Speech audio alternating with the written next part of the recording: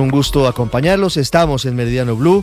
Hoy jueves 31 de julio, vamos con las noticias. Comenzamos hablando del ministro del Interior, Armando Benedetti, que acaba de asegurar que el decreto que implementa gran parte de la columna vertebral de la reforma a la salud no toca el eje que se discutirá en el Congreso de la República desde la Comisión Séptima del Senado. El gobierno dice, aquí hay unas medidas adicionales. Catherine Ávila. El ministro del Interior, Armando Benedetti, aseguró que el decreto sobre el sistema de salud preventivo que firmó el presidente Gustavo Petro ayer no toca la columna vertebral de la reforma a la salud que se discutirá en esta legislatura. También negó que fuera una presión para el Congreso, esto luego de que la Comisión Séptima del Senado, donde se debatirá este proyecto, quedara en manos del liberal Miguel Ángel Pinto. El decreto no toca para absolutamente nada lo que se está discutiendo. Todo lo que el decreto dice es que además tiene que ser concertado con las EPS y con los alcaldes y entraría en 6 meses. Luego ahí está la prueba de que nadie está presionando nada, porque de aquí en 6 meses ya estará aprobada la ley. El tema, el ambiente hoy en el Congreso de la República con la mesa directiva con Miguel Ángel Pinto, que es amigo mío, y él lo ha expresado muy bien, en el sentido de que hay una nueva era para discutir, hablar y aprobar en comisión para que vaya a plenaria del Senado la reforma a la salud. Están todas las condiciones dadas porque él mismo ha dicho que se necesita una reforma a la salud. El gobierno dice que recibió más de 1.200 comentarios de este decreto y aseguran que buscan una organización territorial más racional de las EPS en algunos territorios. Saldrán en los próximos días unas resoluciones en donde se especifica el procedimiento para hacer esto e insisten en que es un proceso de transición. Desde la Contraloría, que es la encargada de evaluar que se destinen adecuadamente los recursos públicos, están anunciando una revisión del decreto 0858, el decreto que saca adelante gran parte de la reforma a la salud que tiene en su cabeza el gobierno nacional. Jessica Gutiérrez. El Contralor General de la República, Carlos Hernán Rodríguez, se pronunció sobre el decreto expedido recientemente por el Gobierno Nacional, el cual introduce una parte de la reforma al sistema de salud en el país. El funcionario señaló que dicho decreto será sometido a una revisión jurídica y enfatizó en la importancia de que todos los actores involucrados, incluido el propio Gobierno Nacional, se reúnan para alcanzar una concertación. A revisar sus condiciones jurídicas, pero ante todo el llamado que vamos a realizar es a que procuremos tratar de realizar una discusión de carácter técnico y ojalá al menos en ese tema, solamente en el tema de la salud, podamos construir un consenso y sacarlo de ese debate electoral. Así las cosas, instó en la necesidad de evitar acciones que puedan poner en riesgo la vida de millones de personas. Y mientras tanto, en la práctica, en el terreno, los pacientes sienten el rigor de la crisis de la salud.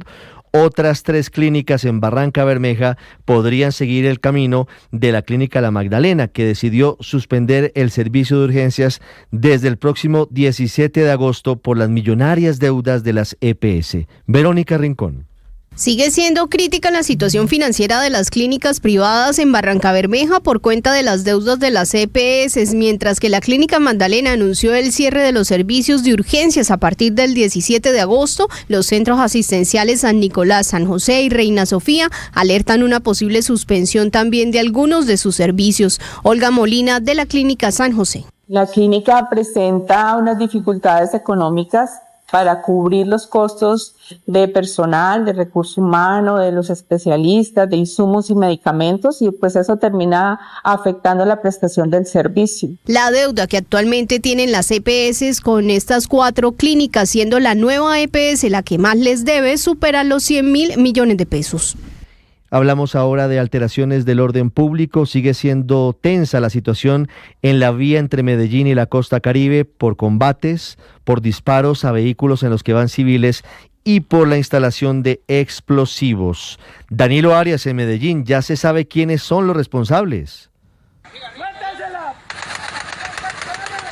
Ricardo, y es que lo que empezó en la noche de ayer con un ataque armado a un bus de transporte público en el sector La Paulina del municipio de Valdivia, que dejó a 2 personas heridas y ha escalado a fuertes enfrentamientos que a esta hora sostienen soldados de la Brigada 11 del Ejército con la guerrilla del ELN, incluso en plena vía nacional que conecta Medellín con la costa Caribe. Como principal responsable de estas acciones violentas está alias Matías Opantera, cabecilla del Frente de Héroes de Tarazá de esa guerrilla y responsable de otros hechos recientes como la activación de una mula con artefactos explosivos en esta misma población. Sobre él se mantiene una millonaria recompensa, como lo reiteró el gobernador de Antioquia, Andrés Julián Rendón. Reiteramos la recompensa que ya la gobernación de Antioquia ofertó por este criminal de 500 millones de pesos. Ayúdenos, queridos paisanos. Necesitamos neutralizar el accionar criminal y terrorista de este bandido. A esta hora en el municipio de Valdivia se lleva a cabo un consejo de seguridad donde se adoptarán medidas para retomar el orden público en la zona y permitir nuevamente el tránsito por este importante corredor, Ricardo. Y mientras tanto, en el Valle del Cauca hay un golpe al ELN que parece envalentonado, parece ser el responsable de estos ataques en la vía de la costa Caribe desde Medellín y también sería el responsable de haber incinerado varios vehículos de carga hace 2 semanas en la vía a Buenaventura. Hugo Mario Palomar. Ricardo, el bloque de búsqueda de la policía llegó hace algunas horas hasta el corregimiento de Córdoba, ubicado entre Dagua y Buenaventura Valle. Allí capturó a 5 presuntos integrantes del ELN que, según la policía, quemaron el pasado 16 de julio 6 tractomulas en esta importante carretera. Los capturados extorsionaban a transportadores de carga, propietarios de parqueaderos y estaciones de combustible. Así lo indicó la coronel Sandra Rodríguez, comandante de la Policía Valle. Creo que esa es una respuesta contundente a nuestros transportadores y a esa estrategia que se viene articulando a través del bloque de búsqueda con las demás fuerzas, especialmente la Armada en el municipio de Buenaventura, con el fin de que los transportadores, pero sobre todo todos los bonaverenses, se sientan tranquilos en el transporte de carga. Mientras tanto, en el norte del departamento del Valle, el ejército abatió a un integrante del Clan del Golfo y capturó a otros 2 en medio de enfrentamientos que se registran desde hace algunas horas cerca del municipio del Dobio, Ricardo. Y mientras tanto, hablamos de la historia del conflicto, que no cesa en Colombia, pero que desactivó a las FARC en 2016, luego de la firma del acuerdo de paz. La JEP, 9 años después de la firma de ese acuerdo, está a punto de proferir apenas la primera sentencia contra el antiguo secretariado de las FARC por el secuestro, el delito más grave en el conflicto que dejó más de 21.000 víctimas. Hoy se adelanta una audiencia crucial sobre esa decisión. Cristian Correa. Sí, buenas tardes. Avanza a esta hora en la Biblioteca Virgilio Barco en Bogotá la audiencia de verificación de cumplimiento de aportes a la verdad por parte de 7 miembros del antiguo secretariado de las extintas FARC. A esta audiencia asistieron de forma presencial Julián Gallo, Pastor Álape y Jaime Alberto Parra, y de forma virtual asistió Milton Toncel. A este último, precisamente el magistrado Camilo Suárez de la sección de reconocimiento de verdad le pidió que reafirmara su compromiso con los aportes y que no tuviera más bien una actitud revictimizante. Céntrese, por favor, en la pregunta que le he formulado. Quiero que le exprese a la audiencia su compromiso de continuar con el aporte de la verdad. Le pido el favor que retire escúcheme, por favor. Retire de sus comentarios cualquier situación que pueda llevarnos a la revictimización.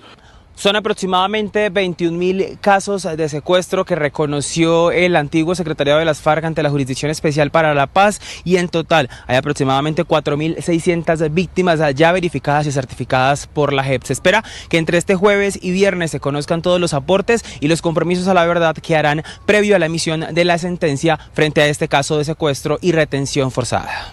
Secuestro es el delito por el cual será sentenciado a una pena restaurativa el antiguo secretariado de las FARC.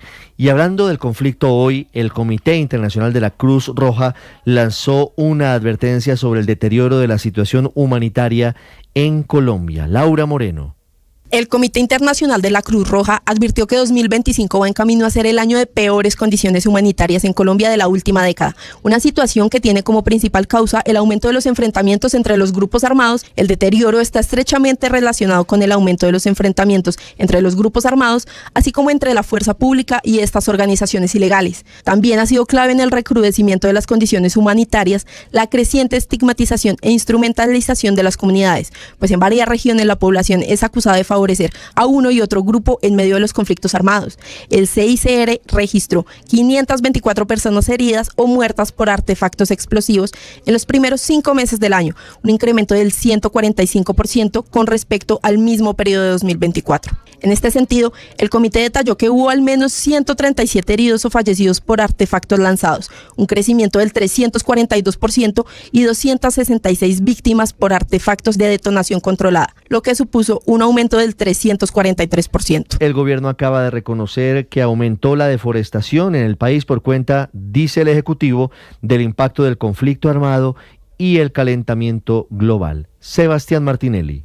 La deforestación en Colombia aumentó de 79.256 hectáreas en 2023 a 113.608 en 2024, según un informe presentado por el Ministerio de Ambiente y el IDEAM. La ministra de Ambiente, Lena Estrada, atribuyó este incremento en las cifras de deforestación al cambio climático y al conflicto armado, diciendo que el 60% de la deforestación se presenta en la Amazonía. El actor principal en la deforestación es la lucha armada. Si la lucha armada la desescalamos, si logramos desescalar la guerra en la que estamos, logramos desescalar también la deforestación. Pese a este reporte, el gobierno destacó que esta es la segunda cifra de deforestación más baja de los últimos años. Hay protestas en Galapa, tienen bloqueada la vía entre Barranquilla y el interior del país porque no tienen agua sus habitantes. José Palma. Así es, Ricardo, ahora mismo son cientos los vehículos represados en la vía Cordialidad por cuenta de la comunidad de una urbanización llamada Biolímpica, jurisdicción de Galapa Atlántico, los cuales dicen que no se marcharán del sitio hasta que les den solución a los 5 días que llevan sin agua. Esto fue lo que dijo el líder comunal, Alexander Aguilar. ¿Por qué el bloqueo sigue? Porque es que nosotros ya no queremos que nos sigan enviando agua en carrotanque. Un carrotanque que llegó con agua completamente verde, podrida. La empresa encargada del suministro dice que se trata de un cambio de tuberías que se alargó más de lo esperado porque aún no llega el caudal necesario a la planta de tratamiento, Ricardo. Hablamos de las noticias del mundo, hablamos del presidente Donald Trump que está finiquitando acuerdos comerciales a pocas horas de la entrada en vigor de la nueva ronda de aranceles. Hasta ahora el país más golpeado ha sido Brasil, mientras México logró que se extendiera la pausa en los aranceles por otros 90 días. En Washington, Juan Camilo Merlano. A tan solo un día de que entren en vigor los nuevos aranceles por parte de Estados Unidos, son varios los acuerdos que ya están sobre la mesa y que ha firmado el presidente Donald Trump, como por ejemplo con Corea del Sur, un arancel del 15%, la Unión Europea también del 15%, Japón 15%, Filipinas, Indonesia, entre otros. Pero más reciente, un acuerdo con México de extender la pausa por otros 90 días en materia arancelaria, es decir, que solamente seguirán aplicando los aranceles del 25%, específicamente para productos que se encuentran por fuera del acuerdo comercial entre Estados Unidos, Canadá y México. Pues logramos un buen acuerdo, tenemos el mejor acuerdo posible, comparado incluso con las demás naciones. Y sí del 50% para importaciones de acero y aluminio. Aún no hay claridad de cuál sea el nuevo arancel base que ha venido anticipando la Casa Blanca. Recordemos que era del 10% hasta este punto y que Colombia se ha mantenido en ese arancel base. No obstante, Trump ha dicho que podría aumentar entre el 15 o el 20%. Hasta ahora, la medida arancelaria más dura es sin duda la que firmó en las últimas horas en contra de Brasil, un arancel del 50%, no por motivos comerciales, sino por motivos políticos, asegurando que hay una cacería de brujas y persecución política en ese país en contra del expresidente Jair Bolsonaro. Ya hablamos también de los descontrolados incendios forestales en Europa, la guerra en Ucrania y el trágico reparto de comida en Gaza, que sigue sufriendo de hambruna. César Moreno. Hola, muy buenas tardes. Más de 3.500 bomberos en España y Portugal siguen combatiendo una ola de incendios forestales calificados por los servicios de emergencia como de gravedad elevada y descontrolados, y algunos de los cuales ya llevan varios días, mientras las temperaturas seguían al alza en toda la península ibérica. Los termómetros se espera que suban más de 40 grados Celsius para este fin de semana. Y ya más al este de Europa, Albania, Turquía y Grecia mantienen la alerta naranja por los incendios que aún se mantienen en esos países. países. Cambiamos de tema porque el presidente ucraniano pidió aumentar la presión para un cambio de régimen en Rusia después de que una serie de bombardeos dejara al menos 7 muertos y más de medio centenar de heridos en Kiev, la capital. Zelensky calificó los bombardeos de asesinatos ejemplarizantes y afirmó que cree que es posible presionar a Rusia para terminar con la guerra y advirtió que si el mundo no aspira a cambiar el régimen en Rusia, eso significa que incluso después de que termine la guerra, pues Moscú va a seguir intentando desestabilizar a los países vecinos. Y por último, el ministro de Exteriores de Francia, Jean-Noël Barrot, manifestó que la gestión de reparto de ayuda humanitaria en la Franja de Gaza por parte de la Fundación Humanitaria en Gaza ha causado un baño de sangre y ha asegurado que la organización, que es privada y apoyada por Estados Unidos e Israel, debe poner fin a todas sus actividades. Esta declaración se da en momentos cuando la ONU dice que la ayuda que llega a la franja no llena las necesidades. Sobre el conflicto, el presidente Donald Trump escribió en su red social Truth: la forma más rápida de acabar con la crisis humanitaria en Gaza es que el grupo terrorista Hamas se rinda y libere a todos los rehenes. Y Hamas respondió que la resistencia palestina no cesará hasta que termine la ocupación. 1:16, no tengo por qué preguntarle porque el señor Octavio Sasso es italiano, ¿cierto? Buenas tardes, ¿o no? ¿O me equivoco? No, lo soy. ¿El pasaporte dice ciudadano italiano? Sí. Sí. Siguiente pregunta, ¿conoce la Torre de Pisa? Por Sí. supuesto. Tercera pregunta, ¿un jugador colombiano va a jugar en el equipo de esa ciudad? Sí. ¿La ciudad de la Torre Inclinada de Pisa? Correcto, que además el estadio está detrás de esa torre inclinada. ¿Sabe que de Pisa. sí? ¿Sabe que sí? ¿Sabe que ahora que recuerdo, un domingo, por ejemplo, muy cerca de la Torre de Pisa hay muchos hinchas del fútbol, porque ahí está muy cerquita el estadio. Exactamente, es un equipo histórico que acaba de ascender a primera división y muy posiblemente en las próximas horas anuncien que Juan Guillermo Cuadrado será nuevo jugador del Pisa de Italia luego de desvincularse del Atalanta. Así que Juan Guillermo Cuadrado se quedaría en el fútbol italiano, donde ha hecho la mayor parte de su carrera y donde le ha ido muy bien a lo largo de todo este tiempo. Así que hablaremos de eso en los deportes, hablaremos de Luis Díaz y su presentación en el Bayern Múnich, hablaremos de Devi Vázquez, que debutó como arquero titular de la Roma en el amistoso que el equipo italiano acaba de ganar 3-0, así que hablaremos de él también, del arquero que fue del Milan a la Roma. Hablaremos de mucho fútbol porque hoy va a jugar Millonarios en la Copa Colombia, porque hoy hay Leagues Cup, porque va a jugar equipos importantes con jugadores colombianos, así que todo eso en minutos acá en los deportes en Meridiano Blue.